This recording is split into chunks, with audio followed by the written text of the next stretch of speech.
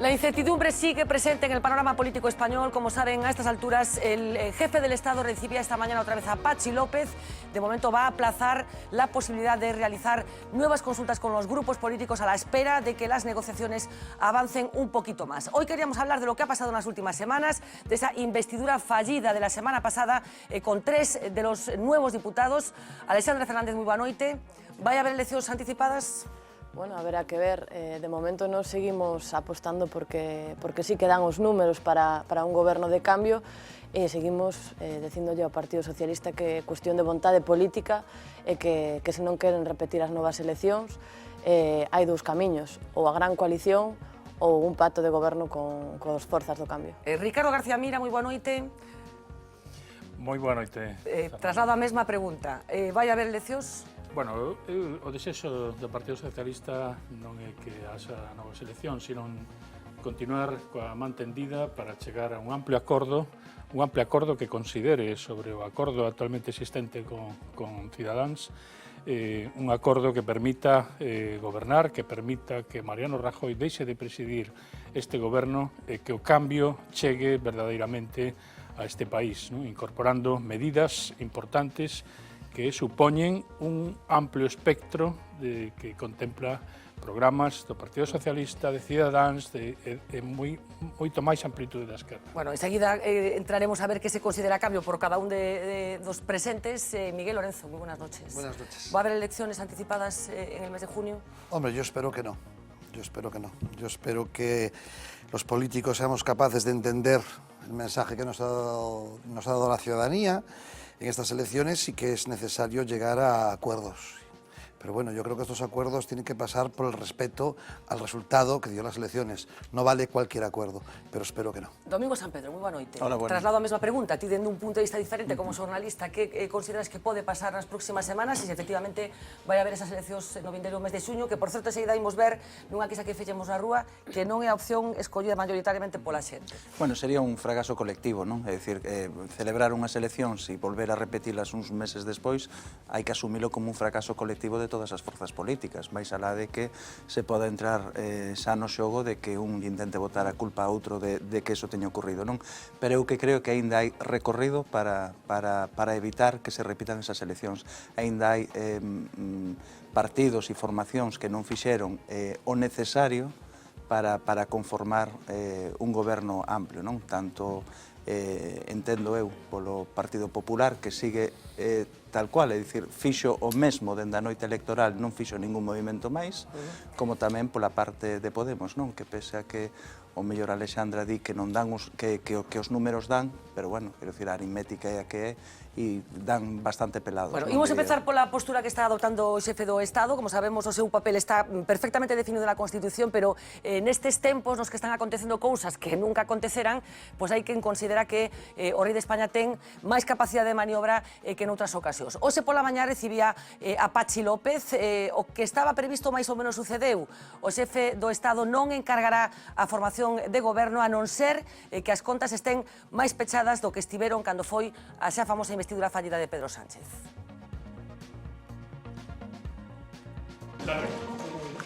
Puede que esta imagen no les parezca nueva, pero atención, la foto de hoy es el resultado de una situación inédita en la historia de la democracia española. ¿Habrá nueva ronda pronto? De eso han tratado en su reunión el presidente del Congreso y el rey tras el bloqueo producido por la investidura fallida de Pedro Sánchez. Y esta es la decisión expresada por el rey en un comunicado: no iniciar de momento una nueva ronda de consultas con los grupos políticos a los que emplaza a dialogar, sin emplear esta palabra. De manera, dice, que las formaciones políticas puedan llevar a cabo las actuaciones que consideren conveniente. El rey tiene la voluntad de que este es el tiempo de los partidos políticos y que les corresponden a ellos tener la iniciativa para seguir trabajando en lo que todos esperamos que es una investidura. Trabajar para llegar a un acuerdo antes de la fecha límite, el 2 de mayo, día que se disolvería la Cámara y se convocarían nuevas elecciones.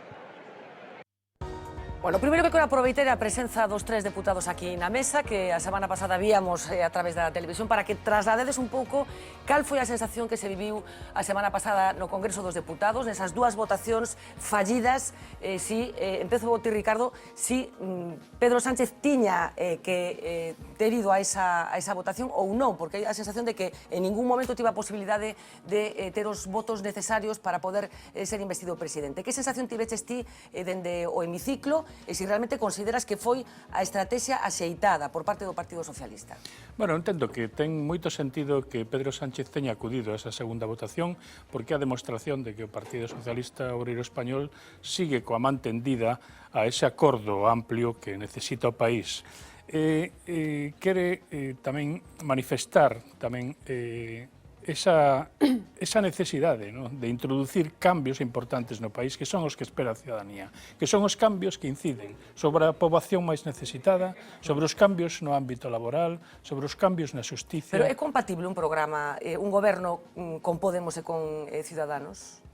Eu creo que é absolutamente compatible, porque se miras ao resultado que se obtén desde as eleccións o pasado 20 de decembro, a cidadanía está clamando por un entendemento. Eso quere decir que a mensaxe que ten que recoller cada partido é a mensaxe do diálogo, é a mensaxe da negociación. É xusto a mensaxe que Pablo Iglesias está negando e está evitando, non facilitando para nada o acordo. Nós encontramos na nosa experiencia no hemiciclo moitos puntos de contacto con outros deputados da formación de Podemos e das chamadas confluencias, e tamén encontramos moitas coincidencias co Partido de Ciudadanos. E nós o que facemos é un acto de responsabilidade, frente ao ofrecimento da Corona para que Pedro Sánchez forme un goberno, que é a oferta constitucional, pois Pedro Sánchez está procedendo dunha maneira responsable. E así o entendemos, non? E desa maneira responsable ten que impulsar o diálogo entre todos. Ese diálogo non pode ser excluyente. Primeiro, sensación. Unha sensación de... Sodes novatos os tres nesto de ser deputados. Que sensación tiveches a semana pasada? A sensación que tiven é que na agrupación de Podemos, en Marea, en Común, hai máis asendas que a asenda do Parlamento. Hai asendas persoais, hai asendas de partido, e o que non hai son as asendas que se exixe nese momento, que son as asendas do acordo, do consenso, e non da definición e imposición do que cada un entende por que é a esquerda. Pero quen ven a dar leccións do que é a esquerda, o que é a socialdemocracia, como Pablo Iglesias quiso dar na última sesión, definindo que era ser socialista ou que era ser de esquerdas. Pero a donde vamos? Quer dizer, as clases as deixamos na universidade, estamos no Parlamento, e non estamos para darlle clases a ninguén do que é socialismo ou do que é a esquerda. O que estamos ali é para pactar, para chegar a acordos, para entendernos. É xusto que... A ver, Alexandra, Ricardo di que a sensación que ten é que no grupo de Podemos e das confluencias había máis axendas que a axenda de negociación dun futuro goberno. Non sei ti como viches. Bueno, eu creo que o que se visibilizou era o que denominamos un micropacto impotente, porque non daban os números, non daban a proposta que estaba enriba da mesa, xa sabíamos, e o que houve foi un non rotundo.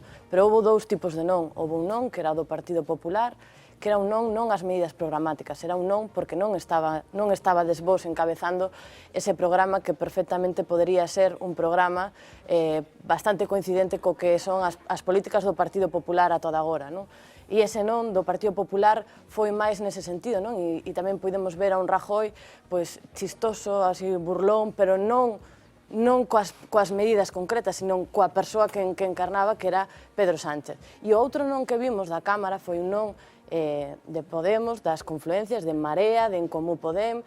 Tamén vimos un non de Esquerra, un non de Democracia e Libertad, do PNV, e ese non foi un non dicíndolle que a posibilidade que tiña Pedro Sánchez para seguir avanzando era abandonar ese pacto con Ciudadanos e empezar a camiñar nun proxecto de goberno de esquerdas. E dan os números porque outro día na Cámara, incluso Esquerra, PNV, estaban dispostos a poder dar unha abstención para que pudese sair adiante adiante ese Pero goberno. en caso non sería un pacto de esquerdas, porque considerar o PNV de esquerdas... No, pero que eles darían abstención para un programa no que PSOE, Podemos, Marea e En Común levasen adiante un goberno de esquerdas, porque a outra opción que está en riba da mesa, seguimos nas mesmas dúas opcións dende o principio, a outra gran opción é a gran coalición. E a gran coalición co Partido Popular, a min dame a sensación de que este movimento do Partido Socialista de pactar un programa con Ciudadanos con quen non dan os números e con quen sabes que é imposible logo que nós aceptemos un pacto de dereitas, unhas medidas políticas e económicas que van en contra da igualdade, da redistribución da riqueza, do que nos levamos no noso programa e que é o único que saída á crise, sabe que eso é imposible, ese pacto, e a min dame a sensación de que o que está facendo o Partido Socialista é achairar o camiño de cara a esa gran coalición.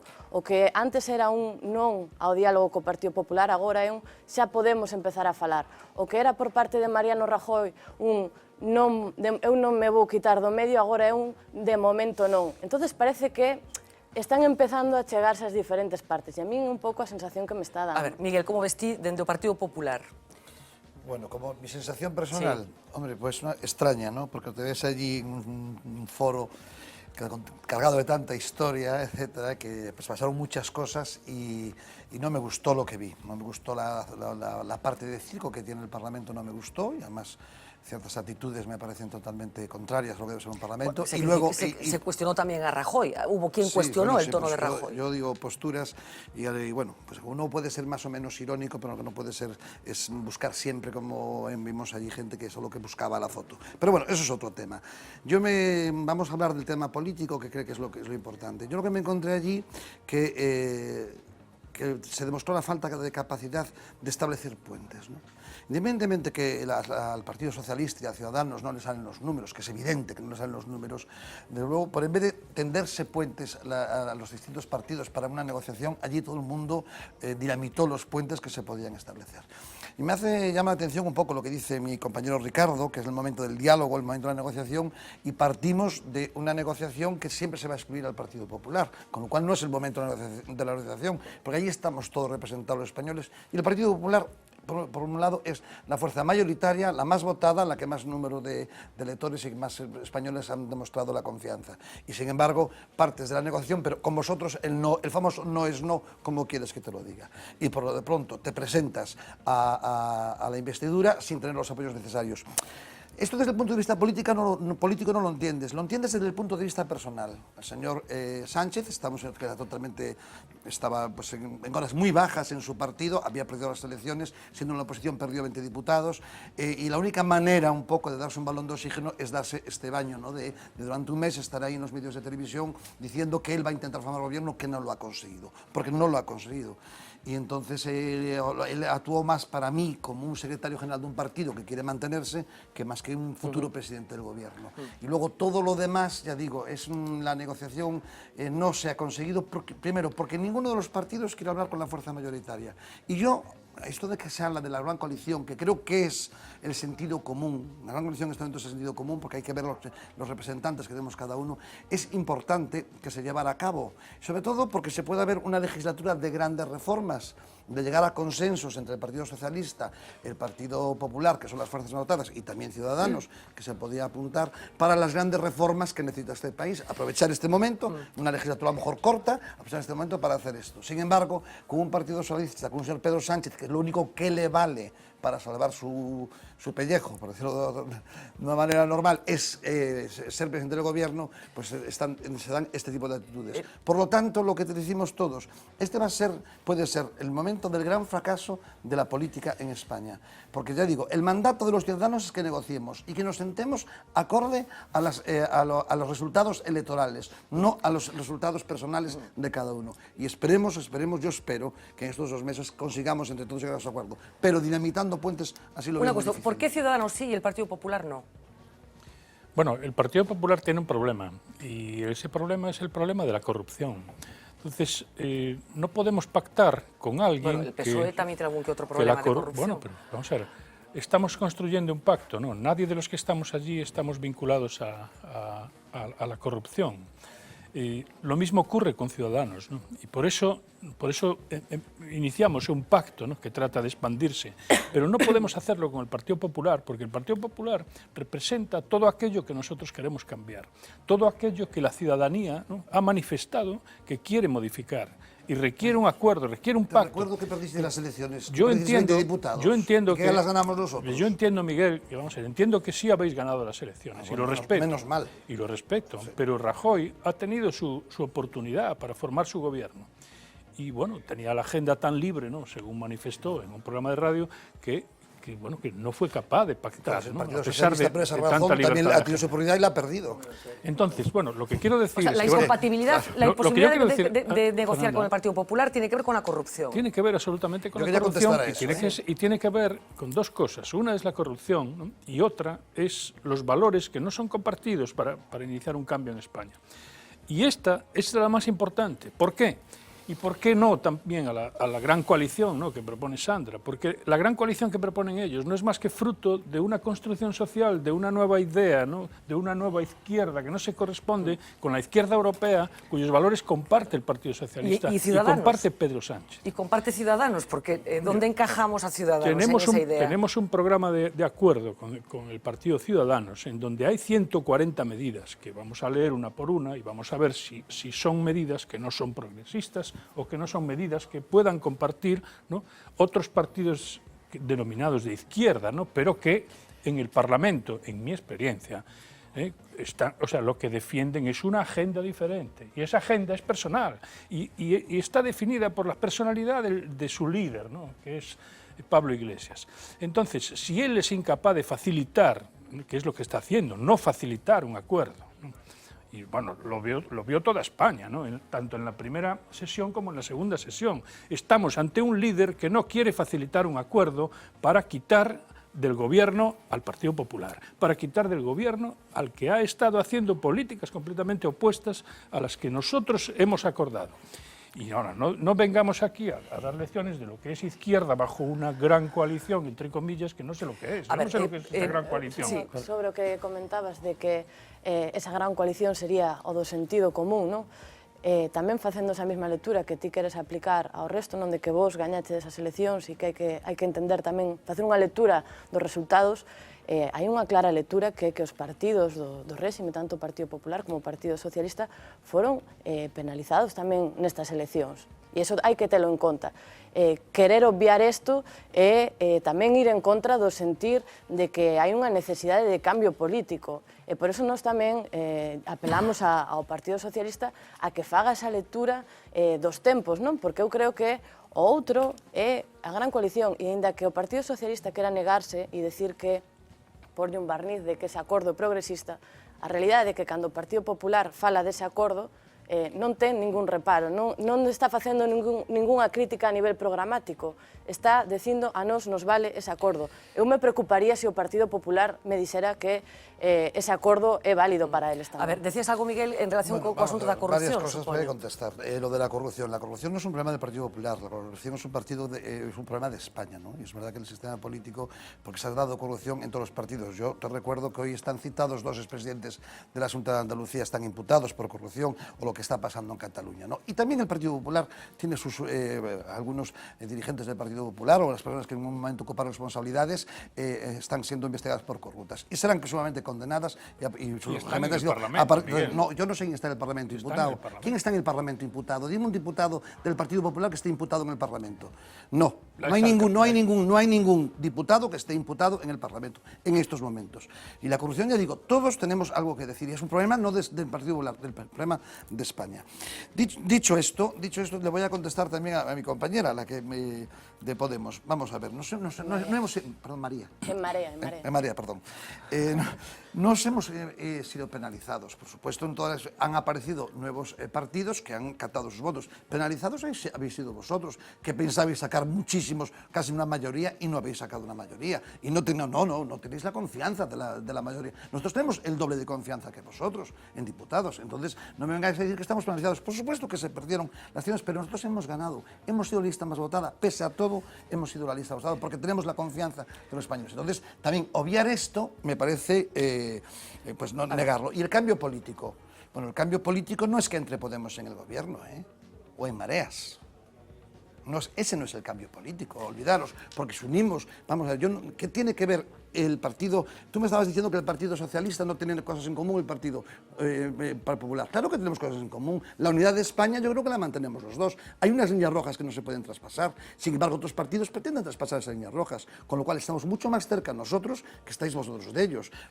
Yo lo que no entiendo es que por un lado estáis pidiendo su apoyo o su abstención y por otro lado sabéis que ellos están poniendo en cuestión la unidad de España con traspasando la línea roja, de un referéndum en Pedro Andalucía. Sánchez es bien clara en eso, ¿no? Bueno, entonces por eso, ¿qué tienes que ver? Y la nuestra también es muy clara. Hay una Y propuesta coincide más. federalista Y tenemos un para problema dar solución muy al fuerte en reto España soberano. de tensiones territoriales en estos momentos. Está pasando en Cataluña y empieza en el País Vasco.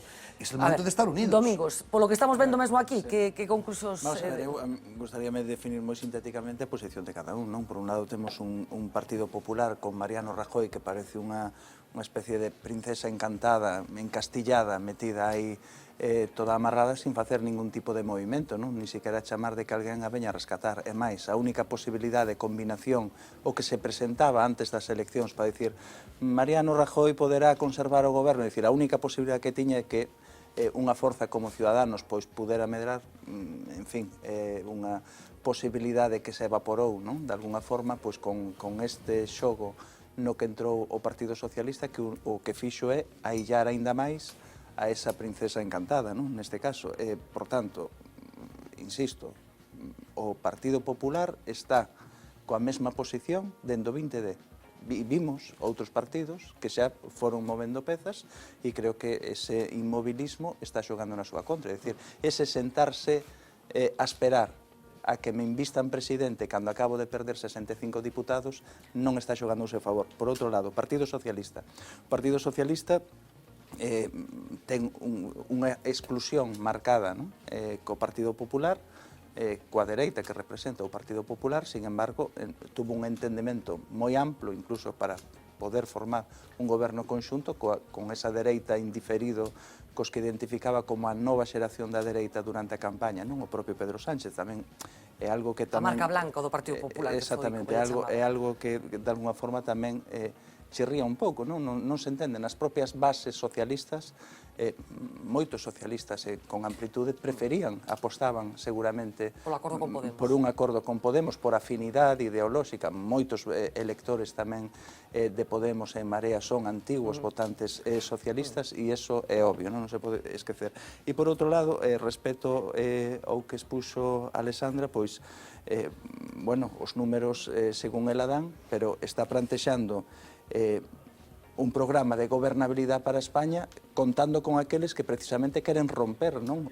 O marco español, os que queren desacoplarse de España, entendo eu que hai unha liña vermella moi trazada de que non poden sumar, non? Nesa gobernabilidade. Deixa de un momento, porque nas últimas horas, bueno, estamos falando dun momento político intenso no que hai diferentes citas electorais, estamos falando dunhas eleccións estatais que se celebraron no mes de decembro, a posibilidade de que se repitan no próximo mes de xullo, pero tamén temos eleccións aquí en Galicia e hai eleccións tamén no País Vasco, en Euskadi. En as últimas horas apareceu tamén unha relación entre o que está sucedendo en algúns concellos e o que está sucedendo no conxunto do Estado. Enseguida, Uxía Rodríguez nos vai contar unha aclaración que se fixo Pedro Sánchez, pero antes de escoitar directamente os protagonistas, quero preguntar á mesa directamente.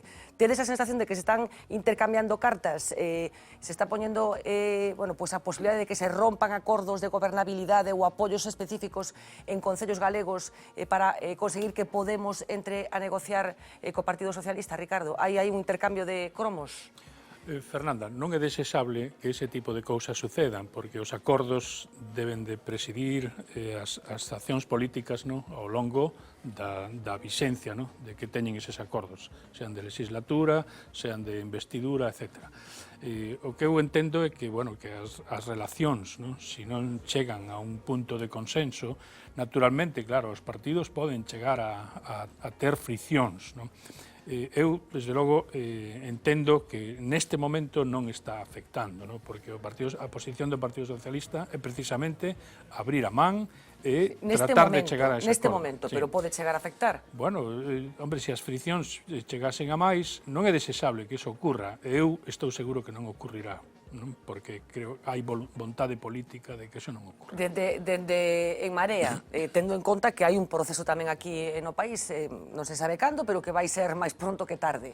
Sí que se está facendo ese intercambio de cromos, digamos. Tamén agardo que non se faga intercambio de cromos, que falemos de medidas programáticas, sobre todo, non? O que sí que tamén vexo claro é que, de cara a enfocar unhas eleccións autonómicas, eu creo que o PSDG debería tamén decir algo sobre cales son os acordos que está tomando o Partido Socialista no conxunto do Estado, porque pactar con Ciudadanos, que, como ben decía, o Partido Socialista decía que era a marca blanca do Partido Popular, pactar coa marca blanca do Partido Popular en Galicia significa darlle aire a Núñez Feijóo. En Galicia significa pactar con un partido que non existe, non ten implantación no noso territorio, non ten nin tan sequera tiña medidas programáticas como podemos ver en campaña electoral, non? Que era gravar nas fragas do Eume e non sei que máis. Pero non é un partido que teña propostas para Galicia. Entonces, bueno, tamén nese sentido estar ao PSDG que sexa responsable co que supón Ciudadanos no noso país, ¿no? Esta relación Podemos en Marea, PSOE, Miguel, desde el Partido Popular, ¿cómo se ve?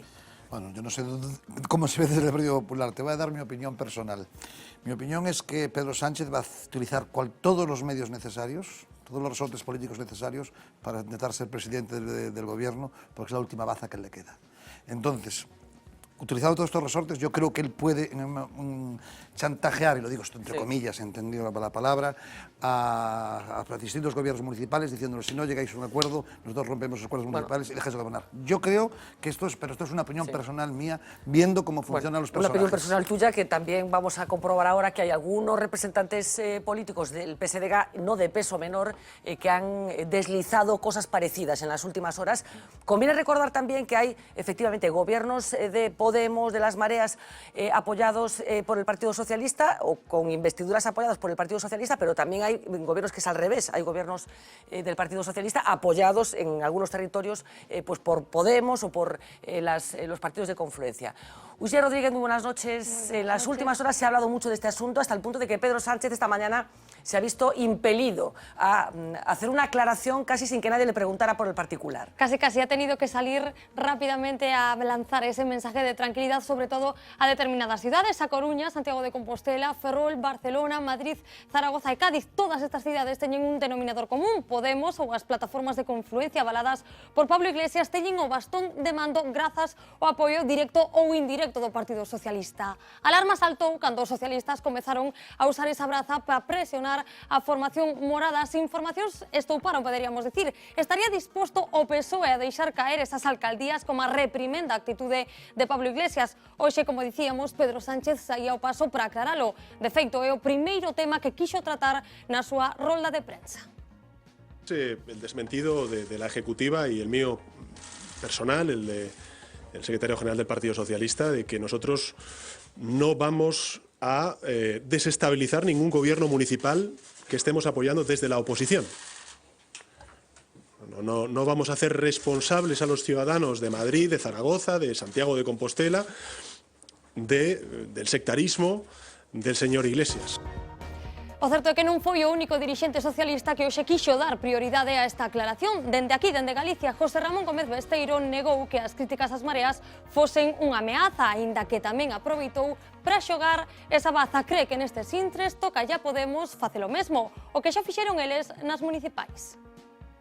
Non se trata de unha amenaza, nós sempre defendemos e propiciamos o cambio en concellos, en provincias, en comunidades autónomas. Nunca pedimos a cambio de eso un cheque en blanco en absoluto, pero sí sempre pedimos, como nos ofrecimos, a disponibilidade para que o cambio fora real. Eso foi o que fixo o Partido Socialista. Con responsabilidade facilitou o cambio sempre donde tuvo oportunidade. Pero se pensan que a cousa remata aquí, estaban equivocados, porque no outro bando, neste caso en Podemos, seguen a manter que a do PSOE é unha ameaza en toda regla. Cuando tú lo que vas a hacer es cambiar de actitud, y a lo mejor te quito el apoyo, eso no es alertar, eso es amenazar. Yo creo que es un mal camino. Creo que los ciudadanos de Madrid, de Barcelona, de Zaragoza, de Coruña, de Compostela, están muy contentos con sus alcaldías del cambio. Creo que se ha demostrado que cuando Podemos gobierna, gobierna mejor. Y creo que en política las amenazas no son una buena vía. E Santiago de Compostela é unha das cidades onde goberna unha marea. Compostela aberta, os socialistas abstiveronse, Martiño Noriega chegou á alcaldía. As súas relacións non pasan polo mellor momento. Na capital galega o PSOE é case máis oposición que o Partido Popular. O rexedor fala de pouco amor entre ambos. Hubo muy poco amor. Entonces estamos esperando a la aprobación de los nuevos presupuestos para ver cuál es la posición del PSOE y no nos sentimos para nada aludidos por lo que entendemos que es una amenaza estéril. El PSOE lo que tiene que hacer es preocuparse, abrir una nueva etapa y hacer cálculos en base a la aritmética de las nuevas voluntades de una izquierda plural. Bueno, esta aconteceu nas últimas horas, porque enseguida imos lembrar que nesta pelexa levamos xa unhas cantas semanas. É certo que nestas horas entraron os líderes estatais, pero aquí en Galiza levamos tempo escoitando a diferentes representantes do Partido Popular, do PSDG, falar moi concretamente do que está acontecendo nas cidades de Santiago, na cidade da Coruña, nomeadamente, pero tamén na cidade de Ferrol. Ricardo, eu non sei se pensas que isto vai ter influencia unha causa sobre outra, se está enriba da mesa isto. Bueno, eu entendo que non. O que eu das mareas me preocuparía máis porque hai que acostumbrarse a admitir a crítica, porque cando un goberna, o sea, non é, como ben dixo Besteiro, pois non é un cheque en blanco que das a ninguén. O sea, as mareas teñen que acostumbrarse a dialogar, teñen que acostumbrarse a negociar e teñen que acostumbrarse tamén á crítica, porque o goberno é moito máis perfecto cando se incorpora a crítica á acción política, como se fai en moitas outras organizacións. Vamos, estou lembrando agora moitas empresas para evitar equivocarse, contratan persoas somente para buscar argumentos en contra da decisión mayoritaria do seu Consello de Administración. Entón, quero dicir, a crítica é sempre constructiva. Entón, hai que Alexandra, acostumbrarse tedes problemas para aceptar as as críticas, como se deduce do que está dicindo Ricardo? Eu creo que de feito tiñamos que falar en positivo, non? En vez de estar apelando a certos imposicións ou que se faga este tipo de xogos, eu creo que habería que falar en positivo. E falar en positivo tamén da labor que fan nos concellos e que os concellos son as institucións máis achegadas aos cidadáns, os que moitas veces son os que están dando resposta ás necesidades máis urxentes e básicas da cidadanía. En ese sentido, a min gustaríame que a proposta de goberno que estamos falando a nivel de Estado fose en positivo, que falase de derogar a Lei de Estabilidade Orzamentaria, a Lei Montoro, que é a que impide que se desenvolvan ese tipo de funcións tanto dos concellos como das comunidades autónomas e de que sexan eles que nos presten os servicios máis básicos. Eso é falar en positivo e eso é cara onde tiñamos que estar camiñando para construir unha alternativa. Déixame seguida te escoito, Miguel, pero como decía, levamos bastantes semanas xa escoitando palabras grosas de boca de diferentes representantes do PSDG en relación co que está acontecendo neses concellos, nesa fórmula de goberno, pues liderada por Compostela Aberta, no caso de Santiago, por Marea Atlántica no caso de Coruña, pero no seu momento respaldadas tamén, apoiadas polo PSDG. Que ten pasado neste tempo? Imos lembrar argumentos previos precisamente porque a gran pregunta é de onde partiu todo isto. Poderíamos decir que a última bomba estalou despois de que Manuela Carmena, alcaldesa de Madrid, falase a favor do sí de Podemos o PSOE. Entón, o portavoz dos socialistas comezou a usar ese argumento, a lembrar como a medida de presión o apoio dado aos rexedores do cambio. No pedimos, a cambio de facilitar los gobiernos del cambio, nada de nada. Ni sillones, ni sillas, ni líneas rojas, ni obstáculos. A cambio de nada, el Partido Socialista facilitó que Podemos gobernase en ciudades como Madrid, como Zaragoza o como Cádiz. Pero, en realidade, dende Galicia o PSOE leva xa tempo xogando cos alcaldes do cambio. Lembremos aquelas incendiarias declaracións saídas do homólogo de Hernando na nosa comunidade de Méndez Romeu, o portavoz parlamentario do PSDG.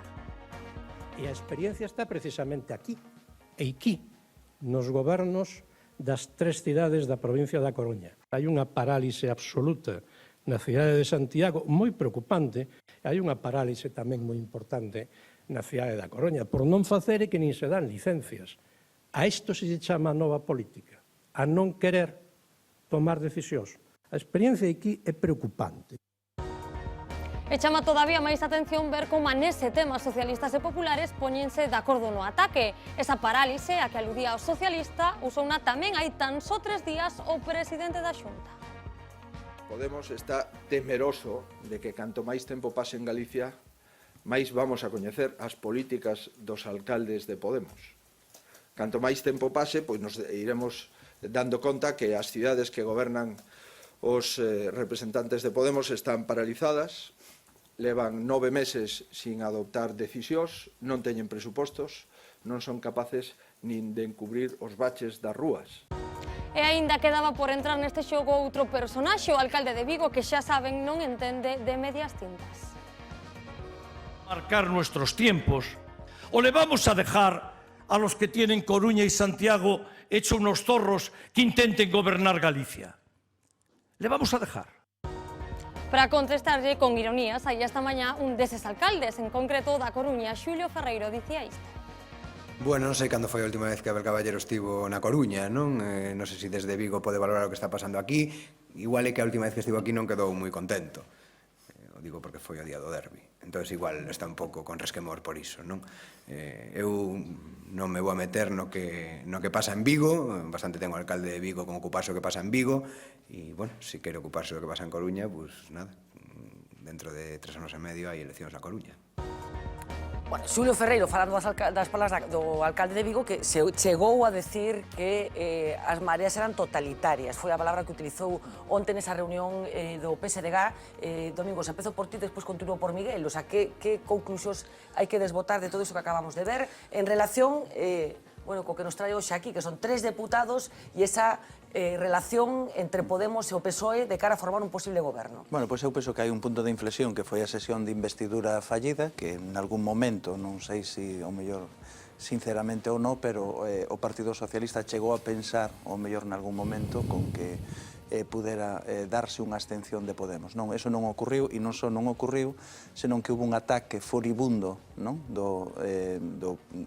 do líder de Podemos cara ao Partido Socialista, cara á memoria do Partido Socialista e cara a todos moitas das cousas que representa o Partido Socialista. Por tanto, esa é unha forma de dinamitar... O sea, ti consideras que está rota a relación entre... Bueno, está moi tensada, rota, nunca se poden dar por rotas unhas relacións, pero sí que ata agora o Partido Socialista miraba con certa condescendencia sempre cara á súa esquerda, miraba como, bueno, aí cando estábamos allí nosotros. Entón miraba así cara á esquerda con certa, bueno, eso que digo, con descendencia, cando realmente desde estas novas forzas emerxentes miran cara ao Partido Socialista e tamén cara ao Partido Popular como un inimigo a batir, realmente como un inimigo a batir, non? De feito, antes escoitábamos aquí a Alexandra con esas apelacións tamén ao Partido Socialista que a mí me recordaban así incluso a campaña do 2011, é dicir, hai momentos en cando escoitamos frases ou mellor ailladas no discurso de Podemos, incluso de Marea, que dá a impresión de que quen se estaba sometendo ao mellor a un proceso de reelección era Zapatero ou outro dirixente socialista, non? Quero dicir, non tendo en conta xa que o Partido Socialista está na oposición. Hai unha estrategia moi marcada, clara, de marcar distincións con ese bipartidismo clásico, tanto co Partido Popular como co Partido Socialista, e o Partido Socialista dá a impresión de que se acaba de enterar, dá a impresión de que sabe que van a por eles e que, polo menos, vai a intentar defenderse, a marcar perfil e a non deixar pasar todas as cousas. Miguel, ti eres concelleiro aínda, nun deses concellos dos que tanto se fala nestas horas, no Concello da cidade da Coruña. Ti non sei como estás observando, este cruce de declaracións entre o Partido Socialista, Podemos e as confluencias. Bueno, mira, yo recuerdo que en mi aldea, en Quireza, el ayuntamiento de Cerdedo, había un señor que decía de otro, eso no tiene abuela. Y yo esto lo digo, pero se puede aplicar al señor Pablo Iglesias. Yo estaba escuchando ahí lo que estaba diciendo respecto a los ayuntamientos, que la gente estaba encantada con los ayuntamientos de las mareas, y eso es totalmente incierto. Coincido contigo en lo que dices. El problema que tienen las mareas son las críticas. Es verdad, ellos no han asumido que son un partido político y que como que están en un parlamento. Siguen pensando que están en la facultad, en la asamblea permanente, y eso lo ves por las formas, lo ves por el discurso, lo ves por la propia actitud. Y también quería contestar un poco a lo que dijo el Partido Socialista. Nosotros apoyamos a cambio de nada, no. Ellos apoyaron única y exclusivamente porque hay un objetivo, que es echar al Partido Popular allí donde gobierna, a cualquier precio. Lo estamos viendo ahora en estas negociaciones, donde desde el primer momento no se ha hablado con el Partido Popular y se ha marcado una línea roja que es el no es no, que dijo el señor Pedro Sánchez, pero es el no que ahora le han dado a él en el Parlamento. Entonces, dicho todo esto, ojalá, por eso yo reclamo o reivindico el sentido común un poco en la política, que nos volvamos todos, que tengamos el sentido común y que busquemos el bien común, que es lo que nos piden los ciudadanos.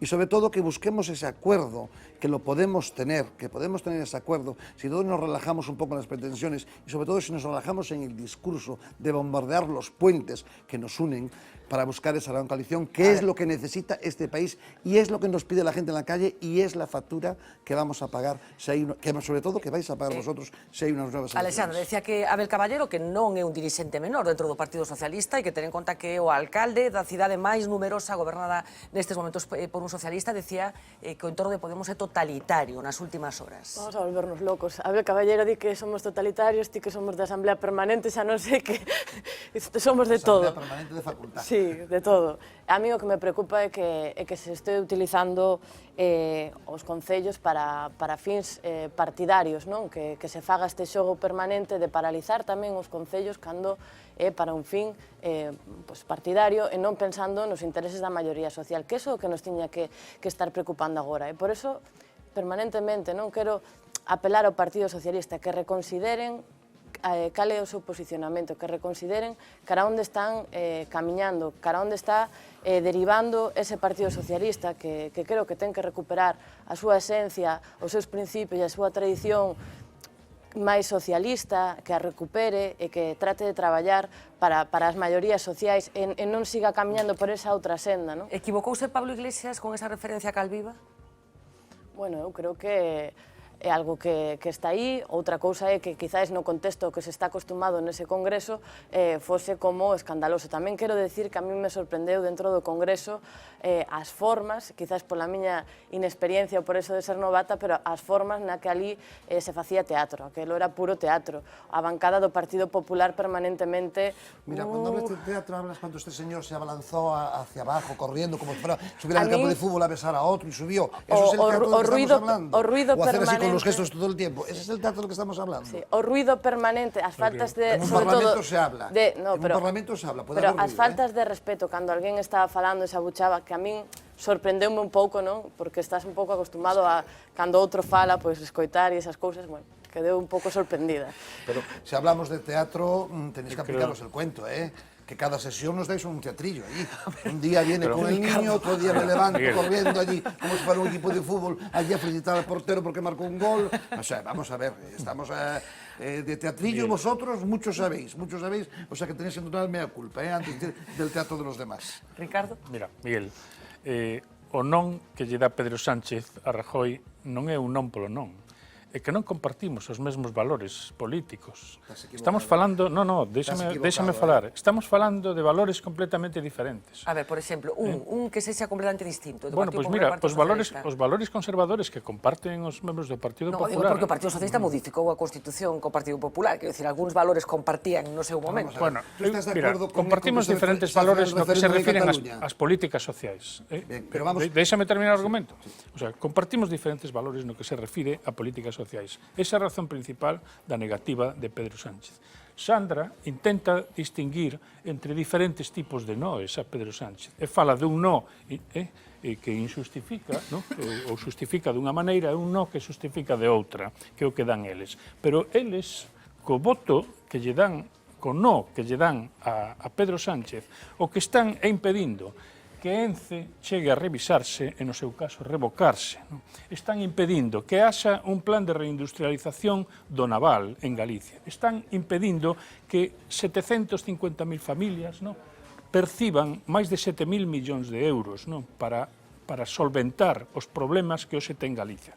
Están impedindo, con ese non, que a Lei de Seguridade Cidadán, da que falaba antes, a chamada Lei Mordaza, modifique os artigos que firmou non só o Partido Socialista no recurso que interpuso ante o Tribunal Constitucional, sino que tamén Esquerda Unida e tamén Compromís firmou ese recurso, os mesmos artigos, e agora están contradicíndose. Entón, esas contradicións, quer dizer, non se poden manifestar na creación dun discurso diferente, chamándolle gran coalición, chamándolle nova esquerda, dicindo que o Partido Socialista ahora estamos na dereita. Bueno, enseguida escoito, Alexandra, porque sí que hai un desacordo evidente que quedou moi claro estes días, precisamente despois da intervención de Alexandra Fernández no primeiro debate de investidura, cando ti creo que a expresión que utilizaches foi autogoberno, e a resposta que despois lle deu Pedro Sánchez que imos lembrar, porque parece que aquí sí que hai unha forma diferente de entender como ten que ser a organización do Estado. Imos lembrar ese momento, Alexandra Fernández falando de autogoberno e Pedro Sánchez casi como ironizando en relación con esa aspiración. Yo vengo de una tierra en la que se conjugan dos particularidades que las hacen únicas en el Estado. Somos una nación con una cultura y una lengua minorizadas, pero además de estas características que compartimos con otras naciones del Estado, somos una nación periférica a respecto de los flujos económicos que rigen en el Estado español. Y para Galicia, pues, autogobierno y bienestar son dos caras de una misma moneda que no se pueden separar. Ustedes abren la puerta también al derecho a la autodeterminación de otros territorios, dice textualmente que así lo pidan históricamente. ¿Ustedes a qué se están refiriendo? ¿A que también en Galicia, señora Fernández, tiene que haber un derecho a la autodeterminación del pueblo gallego? Sí, asienten. Es así, señor Iglesias, porque esa es la peor manera de fracturar España y de romper la soberanía nacional. Bueno, referencia moi directa, autodeterminación do pobo galego, do que enseguida imos falar, pero vai ser despois desta pausa publicitaria.